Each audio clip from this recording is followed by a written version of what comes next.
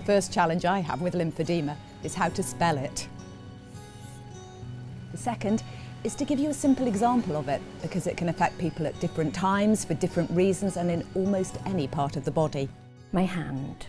My feet. Mine was in my face because I had radiotherapy. It was noticeable that my arm was getting bigger. So I ended up with quite a round face. I've got lymphedema in both my legs and my arm. My leg was swollen to nearly twice the size. It can be related to problems with veins. I describe it as like Christmas tree lights. Like, do you know when they're all jumbled up when you get them out of a box? It's like that. You feel that type of thing in my finger. It can happen after operations. Most of it happened after I'd had my hip replacement. My problem started with having polio. Right. That's what's caused the lymph nodes not to work. And most people know very little about it. Lymphatic system, which is a drainage system, that's about as much as I knew. When I saw the doctor at the hospice, he said lymphedema. I said, what's that? Am I going to die?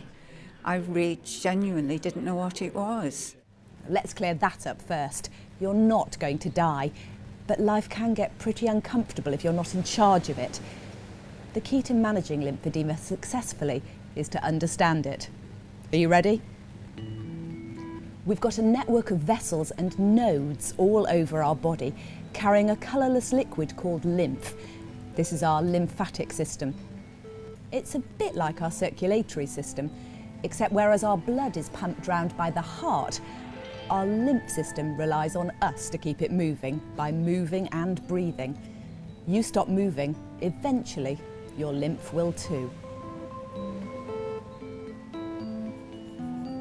Lymph carries white blood cells that fight infection around your body and does waste collection.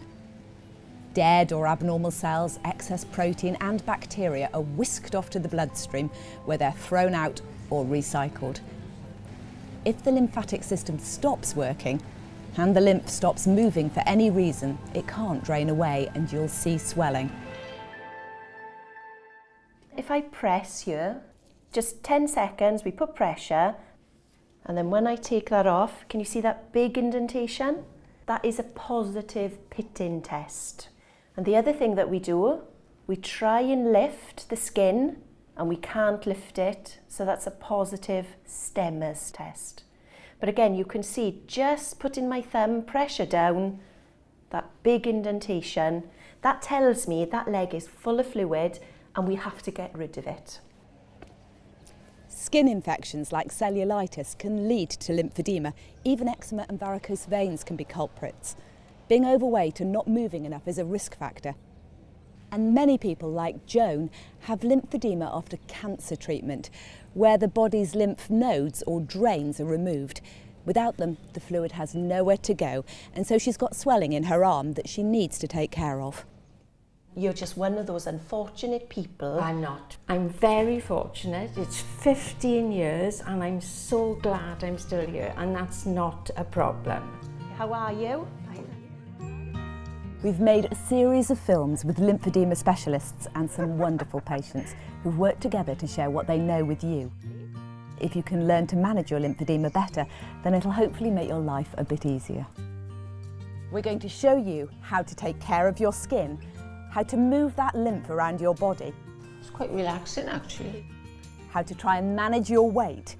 All you guys have to remember is, have I got a range of different colours in my trolley? What to wear, where to sleep. Do you sleep in a chair or do you sleep in a bed? No, in the bed. Great. And how to give your body a helping hand to get your lymph moving. Ask your doctor or therapist about the rest of the films available. You'll meet some great people and hopefully you'll do what they tell you. Hey, Frida? Listen to what you're told in the clinic. Don't panic. It can be dealt with. It can be dealt with. It's just a minor blip that I've had. It would be easier to not have it, but I've got it and it doesn't stop me doing anything. As for anything else, cutting down trees, up on a ladder, I'll do it all.